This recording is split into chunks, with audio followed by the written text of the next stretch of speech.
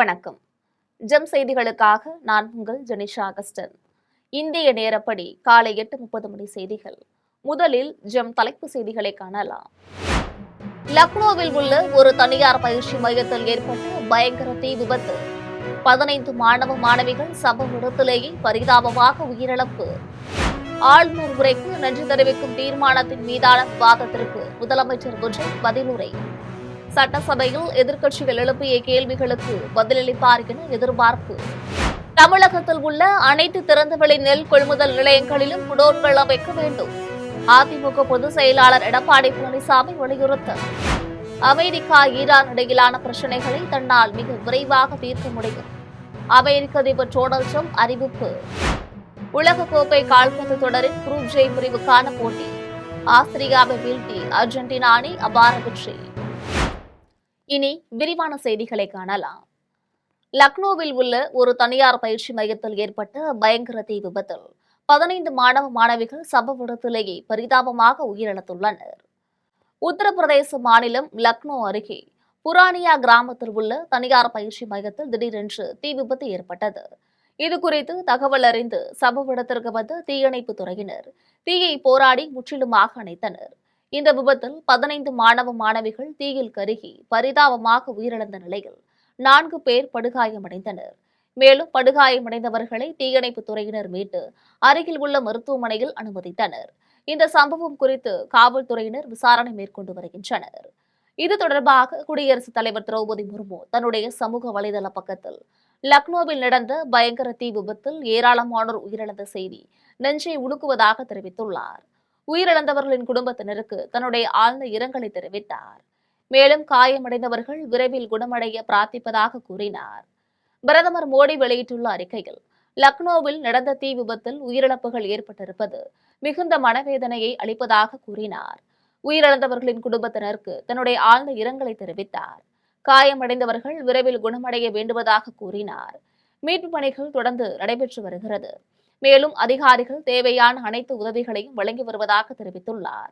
உயிரிழந்தவர்களின் குடும்பத்தினருக்கு பிரதமரின் தேசிய நிவாரண நிதியிலிருந்து தலா 2 லட்சம் ரூபாயும், காயமடைந்தவர்களுக்கு 50,000 ரூபாயும் நிவாரணத் தொகையாக வழங்கப்படும் என்று தெரிவித்துள்ளார்.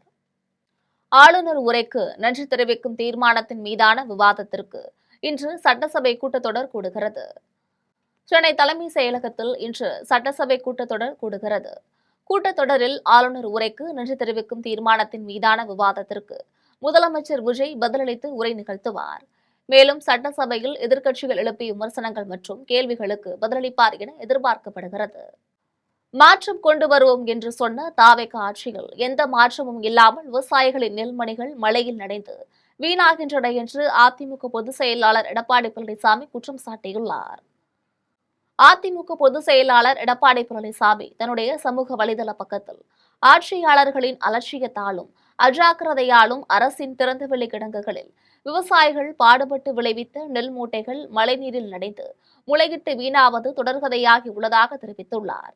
கடந்த 5 ஆண்டு கால திமுக ஆட்சியில் அரசு நேரடி நெல் கொள்முதல் நிலையங்களுக்கு வேளாண் பெருமக்களால் கொண்டுவரப்பட்ட நெல்மணிகள் எப்படி வெயிலில் காய்ந்து மழையில் நனைந்து வீணானதோ அதேபோல மாற்றம் கொண்டு வருவோம் என்று சொன்ன தற்போதைய தாவேக ஆட்சியிலும் எந்த மாற்றமும் இல்லாமல் நெல்மணிகள் மழையில் நனைந்து வீணாகின்றன என்று குற்றம் சாட்டினார். எனவே தமிழகத்தில் உள்ள அனைத்து திறந்தவெளி நெல் கொள்முதல் நிலையங்களிலும் குடோன்கள் அமைக்க உடனடியாக நடவடிக்கைகளை அரசு மேற்கொள்ள வேண்டும் என்று வலியுறுத்தினார். அமெரிக்கா ஈரான் இடையிலான பிரச்சினைகளை தன்னால் மிக விரைவாக தீர்க்க முடியும் என்று அதிபர் டொனால்ட் ட்ரம்ப் தெரிவித்துள்ளார். அமெரிக்காவின் வெள்ளை மாளிகையில் அதிபர் டொனால்ட் ட்ரம்ப் செய்தியாளர்களை சந்தித்து பேசினார். அப்போது அமெரிக்கா ஈரான் இடையிலான பேச்சுவார்த்தை குறித்த கேள்விக்கு பதிலளித்த அவர், நான் என்ன செய்ய போகிறேன் என்று உங்களிடம் சொல்லப் போவதில்லை, ஆனால் இந்த பிரச்சினைக்கு தீர்வு காணப்படும் என்று தெரிவித்தார். மேலும் பெஞ்சமின் நெத்தன்யாகு உடனான பிரச்சினை உட்பட அனைத்து பிரச்சினைகளையும் தன்னால் மிக விரைவாக தீர்க்க முடியும் என்றும் கூறினார். உலகக்கோப்பை கால்பந்து தொடரின் குரூப் ஜே பிரிவுக்கான போட்டியில் ஆஸ்திரியாவை வீழ்த்தி அர்ஜென்டினா அணி வெற்றி பெற்றுள்ளது. அமெரிக்காவின் டல்லாஸ் நகரில் 23வது உலகக்கோப்பை கால்பந்து தொடரின் குரூப் ஜே பிரிவுக்கான போட்டி நடைபெற்றது. இந்த போட்டியில் அர்ஜென்டினா மற்றும் ஆஸ்திரியா அணிகள் மோதின. இதில் அர்ஜென்டினா அணியின் கேப்டன் லயோனல் மெஸ்ஸி மிக சிறப்பாக விளையாடி 2 கோல்களை அடித்தார். இதன் மூலம் அர்ஜென்டினா அணி 2-0 என்ற கோல் கணக்கில் ஆஸ்திரியாவை வீழ்த்தி வெற்றி பெற்றது. ஒவ்வொரு அரசு ஊழியரும் லஞ்சம் வாங்க பயப்படும் அளவிற்கு ஒரு நேர்மையான ஆட்சி முறையை நாம் உருவாக்கியுள்ளோம் என்று மனிதவளத்துறை அமைச்சர் சரத்குமார் புகழாரம் சூட்டியுள்ளார். செங்கல்பட்டு மாவட்டம் பல்லாவரம் அடுத்த பம்மலில் தமிழக முதலமைச்சர் ஜோசப் விஜய் பிறந்த நாளினை முன்னிட்டு தமிழக வெற்றிக் கழகத்தின் சார்பில் ஏழை எளிய மக்களுக்கு பிரம்மாண்ட நலத்திட்ட உதவிகள் வழங்கும் நிகழ்ச்சி நடைபெற்றது. இந்நிகழ்ச்சியில் மனிதவளத்துறை அமைச்சர் சரத்குமார் கலந்து கொண்டு பேசினார். அப்போது எதிர்க்கட்சிகள் பலரும் நம்மை ரீல்ஸ் போடும் ஆட்சி என்று விமர்சனம் செய்கிறார்கள். இது வெறும் ரீல்ஸ் போடும் ஆட்சி மட்டுமல்ல, மக்களுக்கு ரியலாக நலத்திட்டங்களை கொடுத்து பெயர் எடுத்த ஆட்சி என்று கூறினார். ஒவ்வொரு அரசு ஊழியரும் லஞ்சம் வாங்க பயப்படும் அளவிற்கு ஒரு நேர்மையான ஆட்சி முறையை நாம் உருவாக்கியுள்ளோம் என்று புகழாரம் சூட்டினார். இவ்விழாவில் 300க்கும் மேற்பட்ட பெண்களும் தாவேக கட்சி நிர்வாகிகளும் பொதுமக்களும் பெரும் திரளாக கலந்து கொண்டனர். வருகின்ற உள்ளாட்சி தேர்தலை முன்னிட்டு சென்னை சத்தியமூர்த்தி பவனில் மக்கள் சேவகன் என்ற புதிய திட்டத்தை ராஜ்யசபா உறுப்பினர் பிரவீன் சக்கரவர்த்தி, அமைச்சர் ராஜேஷ்குமார் ஆகியோர் துவக்கி வைத்தனர். தமிழக காங்கிரஸ் கமிட்டியின் தலைமை அலுவலகமான சென்னை சத்தியமூர்த்தி பவனில் அமைச்சர் ராஜேஷ்குமார் மற்றும் நாடாளுமன்ற உறுப்பினர் பிரவீன் சக்கரவர்த்தி ஆகியோர் செய்தியாளர்களை சந்தித்த பொழுது, வருகின்ற உள்ளாட்சி தேர்தலை இளைஞர் காங்கிரஸ் சந்திப்பது தொடர்பாக முதற்கட்ட பணியாக மக்கள் சேவகன் என்ற திட்டத்தை இளைஞர் காங்கிரஸ் நிர்வாகிகள் முன்னிலையில் துவக்கி வைத்துள்ளனர். மக்கள் சேவகன் திட்டத்தை துவக்கி வைத்த பின்னர் நாடாளுமன்ற உறுப்பினர் பிரவீன் சக்கரவர்த்தி செய்தியாளர்களை சந்தித்து பேசினார். அப்போது தமிழ்நாட்டின் உள்ளாட்சி தேர்தல் 6 மாதத்தில் வரவுள்ளது என்றும், இதற்காக இளைஞர் காங்கிரஸ் கட்சி மக்கள் சேவகன் திட்டத்தை துவங்கியுள்ளது என்றும், உள்ளாட்சி தேர்தலில் முன்பிருந்ததை விட அதிக பங்கு கிடைக்கும் என்ற நம்பிக்கை உள்ளது எனவும், அதற்கான திட்டத்தை துவங்கியுள்ளோம் என்றும் நாடாளுமன்ற உறுப்பினர் பிரவீன் சக்கரவர்த்தி தெரிவித்துள்ளார். தொடர்ந்து மாணவர்களுடைய கல்வியிலே முன்னேற்றம், கல்வி திட்டங்களிலே மாற்றம், படித்தவுடன் வேலைவாய்ப்பு இவையெல்லாம் கிடைப்பதற்காக அடுக்கடுக்கான திட்டங்களை அறிவித்து, அடுக்கடுக்கான கட்டமான போராட்டங்களை அறிவித்து செயல்படுத்திக் கொண்டிருக்கிறார். குடியாத்தம் நகராட்சி மேல்நிலைப் பள்ளியில் நடைபெற்ற முப்பெரும் விழாவில் 10, 12ஆம் வகுப்பு பொதுத் தேர்வுகளில் மாணவர்களை 100% தேர்ச்சி பெற செய்த ஆசிரியர்களுக்கு நினைவு பரிசு வழங்கப்பட்டது. வேலூர் மாவட்டம் குடியாத்தம் நகராட்சி மேல்நிலைப் பள்ளியில் ரூபாய் 8 லட்சம் மதிப்பீட்டில் கட்டப்பட்டுள்ள கலையரங்கம் திறப்பு விழா, ரூபாய் 10 லட்சத்தில் அமைக்கப்பட்ட சிமெண்ட் சாலைகள் திறப்பு விழா மற்றும் 10, 12ஆம் வகுப்பு பொதுத் தேர்வுகளில் மாணவர்களை 100% தேர்ச்சி பெற செய்த ஆசிரியர்களுக்கு பாராட்டு விழா என முப்பெரும் விழா நடைபெற்றது. இவ்விழாவிற்கு பள்ளியின் தலைமை ஆசிரியை தீபா தலைமை தாங்கினார். விழாவில் சிறப்பு அழைப்பாளராக தொழிலதிபர்கள் முகமது அமீன் சாஹிப், முகமது சித்திக் சாஹிப், நகர்மன்ற தலைவர் சௌந்தரராஜன் ஆகியோர் கலந்து கொண்டு கலையரங்கு மற்றும் சிமெண்ட் சாலையை ரிப்பன் வெட்டி திறந்து வைத்தனர். அதன் பின்னர் மாணவர்களை 100% தேர்ச்சி பெற செய்த ஆசிரியர்களை பாராட்டி நினைவு பரிசுகள் வழங்கினர். இதில் பள்ளி தலைமை ஆசிரியர் முனியப்பா, ஓய்வு பெற்ற உதவி தலைமை ஆசிரியர் உபைதுர் ரஹ்மான் உள்ளிட்ட இருபால் ஆசிரியர்கள், மாணவ மாணவிகள் கலந்து கொண்டனர். தென்காசியில் முதல்வர் விஜயின் 52வது பிறந்த நாளை முன்னிட்டு ஆட்டோ ஓட்டுநர்களுக்கு சீருடை மற்றும் மருத்துவ முகாம் நடைபெற்றது. தமிழ்நாடு முதலமைச்சர் ஜோசப் விஜயின் 52வது பிறந்த நாளை முன்னிட்டு தென்காசி மாவட்டம் கூலக்கடை பஜார் அருகே மருத்துவ முகாம் நடைபெற்றது. இம்முகாமினை மாவட்ட நிர்வாகி சிவ சீதாராம் தொடங்கி வைத்தார். இதில் கண் பரிசோதனை, பல் மருத்துவம் உள்ளிட்டவைகள் பரிசோதிக்கப்பட்டது. இம்முகாமில் 200க்கும் மேற்பட்ட பொதுமக்கள் கலந்து கொண்டு பயன்பெற்றனர். இதையடுத்து காசி விஸ்வநாதர் ஆலயத்தில் முதல்வர் விஜய் பெயரில் சிறப்பு பூஜை நடைபெற்றது. தொடர்ந்து புதிய பேருந்து நிலையத்தில் மக்களுக்கு அன்னதானம் மற்றும் 52 ஆட்டோ ஓட்டுநர்களுக்கு சீருடைகள் வழங்கப்பட்டது. இந்நிகழ்ச்சியில் தாவேக நிர்வாகிகள் காசிம் கான், இளஞ்சி மாரியப்பன், பாலா, சதீஷ்குமார், ஹரி உள்ளிட்ட ஏராளமானோர் கலந்து கொண்டனர். விளாத்திக்குளம் ஒன்றிய தொடக்கப்பள்ளியில் மாணவர்களுக்கு காலை உணவுக்கு பதிலாக பிஸ்கட் வழங்கப்பட்டதாக புகார் எழுந்துள்ள நிலையில் அதிகாரிகள் திடீரென்று ஆய்வு மேற்கொண்டனர். தூத்துக்குடி மாவட்டம் விளாத்திக்குளம் ஒன்றிய தொடக்கப்பள்ளியில் மாணவர்களுக்கு காலை உணவுக்கு பதிலாக பிஸ்கட் வழங்கப்பட்டதாக புகார் எழுந்துள்ளது. இதையடுத்து விளாத்திக்குளம் ஒன்றிய தொடக்கப்பள்ளியில் மாவட்ட ஆட்சியரின் நேர்முக உதவியாளர் சாந்தி, தொடக்க கல்வி கோவில்பட்டி கல்வி மாவட்ட அலுவலர் செல்வி, மகளிர் திட்ட அலுவலர் நாகராஜ் ஆகியோர் காலையில் பள்ளி குழந்தைகளுக்கு வழங்கப்படும் காலை உணவினை ஆய்வு மேற்கொண்டனர். மேலும் குழந்தைகளுடன் அமர்ந்து உணவு அருந்தினர். இதுகுறித்து பெற்றோர்கள் பேசிய போது, இதற்கு முன்பு காலை உணவு திட்டத்தில் பணியாற்றிய ஊழியர்கள் சிறப்பாக பணியாற்றியதாகவும், ஆனால் தற்பொழுது பணியாற்றியவர்கள் குறைவாக உணவு சமைத்துவிட்டு குழந்தைகளுக்கு பிஸ்கட் வழங்கி விடுவதாகவும் குற்றம் சாட்டியுள்ளனர். புதுக்கோட்டை உழவர் சந்தை அருகே தமிழ்நாடு முதலமைச்சர் ஜோசப் விஜயின் பிறந்த நாளினை முன்னிட்டு வழங்கப்பட்டுள்ள உணவை பெறுவதற்காக பொதுமக்கள் முண்டியடித்ததால் தள்ளுமுள்ளு ஏற்பட்டது. புதுக்கோட்டை உழவர் சந்தை அருகே தமிழ்நாடு முதலமைச்சர் ஜோசப் விஜயின் பிறந்த நாளினை முன்னிட்டு தாவேக்கு சார்பில் வழங்கப்பட்ட மீன் வறுவலுடன் கூடிய சிக்கன் பிரியாணியை வாங்க கட்சி நிர்வாகிகள் வருகைக்காக நீண்ட நேரம் கொளுத்தும் வெயிலில் பொதுமக்கள் காத்திருந்தனர். இதன் பின்னர் பிரியாணி வாங்க தட்டுக்களை பெற பொதுமக்கள் முண்டியடித்து சென்றதால் தள்ளுமுள்ளு ஏற்பட்டது. கட்டுப்பாடு இல்லாமல் தாவேக்கு நிர்வாகிகள் பொதுமக்களுக்கு பிரியாணி வழங்கியதால் உழவர் சந்தை சாலையில் போக்குவரத்து பாதிக்கப்பட்டது. புதுக்கோட்டை மாவட்டத்தில் டெங்கு கொசுப்புழு ஒழிப்பு பணியில் ஈடுபட்டு வந்த ஊழியர்களை தொடர்ந்து பணியாற்ற அனுமதிக்க வேண்டும் என்று CITU உள்ளாட்சித்துறை தொழிலாளர் சங்கத்தினர் கோரிக்கை விடுத்துள்ளனர். புதுக்கோட்டை மாவட்டத்தில் உள்ள ஊராட்சிகளில் பணிபுரியும் டெங்கு மற்றும் கொசுப்புழு ஒழிப்பு ஊழியர்களின் வாழ்வாதாரத்தை காக்க வலியுறுத்தி CITU உள்ளாட்சித்துறை தொழிலாளர் சங்கம் சார்பில் மாவட்ட ஆட்சியர் அலுவலகத்தில் படுத்து உருளும் போராட்டம் அறிவித்திருந்தனர். இதற்காக மாவட்ட ஆட்சியர் அலுவலகத்திற்கு 100க்கும் மேற்பட்டோர் வந்தனர். அப்போது ஆட்சியர் அலுவலகத்திலிருந்து வந்த துறை சார்ந்த பெண் அதிகாரி ஒருவர் போராட்டத்தில் ஈடுபட முயன்றவர்களிடம் பேச்சுவார்த்தை நடத்தினார். கோரிக்கைகளை நிறைவேற்ற வேண்டும் என்று அவரிடம் கோரிக்கை மனுவும் வழங்கப்பட்டது. அந்த மனுவில் டெங்கு கொசுப்புழு ஒழிப்பு பணியில் ஈடுபடும் ஊழியர்களை மழை, வெள்ளப்பெருக்கு, கொரோனா பேரிடர் ஆகிய ஆபத்தான காலங்களிலும் உயிரை பொருட்படுத்தாமல் அர்ப்பணிப்புடன் பணியாற்றி வருகிறார்கள் என்றும் குறிப்பிட்டுள்ளனர். அனைத்து ஊழியர்களுக்கும் தொடர்ச்சியாக பணி வழங்க வேண்டும் என்று கோரிக்கை வைத்துள்ளனர். புதுக்கோட்டை அருகே கோவில்பட்டி அம்மன் நகரில் ஆழ்துளை கிணறு அமைத்து தரக்கோரி சீருடை அணிந்த பள்ளி மாணவர்களுடன் மாவட்ட ஆட்சியர் அலுவலகத்தில் மனு அளித்துள்ளனர். புதுக்கோட்டை மாநகராட்சிக்கு உட்பட்ட கோவில்பட்டி அம்மன் நகரில் 50க்கும் மேற்பட்ட கூலி தொழிலாளர் குடும்பங்கள் குடியிருந்து வருகின்றனர். இங்குள்ள மக்கள் அடிப்படை தேவைகளுக்கு தண்ணீர் கூட இல்லாமல் இன்னலுக்கு உள்ளாகி வருகின்றனர். ஏழை எளிய கூலி தொழிலாளர்கள் வசிக்கும் இப்பகுதியின் குடிநீர் பற்றாக்குறையை போக்க போர்க்கால அடிப்படையில் புதிய ஆழ்துளை கிணறு அமைக்க வேண்டும் என்று கோரிக்கை வைத்துள்ளனர். இந்த கோரிக்கையை வலியுறுத்தி அம்மன் நகர் பொதுமக்கள் புதுக்கோட்டை மாவட்ட ஆட்சியர் அலுவலகத்திற்கு பள்ளி சீருடை அணிந்த மாணவர்களுடன் சென்று ஆட்சியர் அருணாவை சந்தித்து மனு அளித்துள்ளனர். இந்த நிலையில் இப்பொழுது வறட்சி அதிகமாக இருக்கின்றது. குடிநீர் பற்றாக்குறையால் மக்கள் அவதிப்பட்டுக் கொண்டிருக்கின்றார்கள். பள்ளிக்கு செல்லும் குழந்தைகள் கூட குடிப்பதற்கு தண்ணீர் இல்லாமல் வெகு தூரம் சிரமப்பட்டு தாய்மார்கள் தண்ணீர் சுமந்து வருகின்றார்கள். அங்கேயும் கூட தண்ணீர் பற்றாக்குறை இருப்பதால் சண்டை வருகின்றது, தெருச்சண்டையாக மாறிவிடுகின்றது. கள்ளக்குறிச்சி மாவட்டம் தியாகதுருகம் அருகே வடபூண்டியில் தரமற்ற முறையில் கழிவுநீர் கால்வாய் அமைப்பதாக குற்றம் சாட்டியுள்ளனர். கள்ளக்குறிச்சி மாவட்டம் தியாகதுருகம் அருகே உள்ள வடபூண்டியில் தரமற்ற முறையில் கழிவுநீர் கால்வாய் கட்டுவதாக குற்றம் சாட்டி ஒப்பந்தக்காரரிடம் பொதுமக்கள் கேள்வி எழுப்பினர். ஆனால் பொதுமக்கள் எழுப்பிய கேள்விகளுக்கு ஒப்பந்தக்காரர் முறையான பதில் அளிக்கவில்லை. இதையடுத்து தகவல் அறிந்த தமிழக வெற்றிக் கழகத்தினர் அங்கு சென்று தரமில்லாமல் செய்யப்பட்டு வரும் பணியை நிறுத்தக் கோரி ஒப்பந்தக்காரருடன் வாக்குவாதத்தில் ஈடுபட்டனர். இதனால் ஒப்பந்தக்காரர் பணியை பாதியிலேயே நிறுத்திவிட்டு அங்கிருந்து சென்றார். ஜல்லி கற்களை போட்டு அதன் மீது எம்சாண்ட் மற்றும் பயன்படுத்தி சிமெண்ட் இல்லாமல் வாய்க்கால் அமைக்கும் பணி நடைபெறுவதாக பொதுமக்கள் தெரிவித்துள்ளனர்.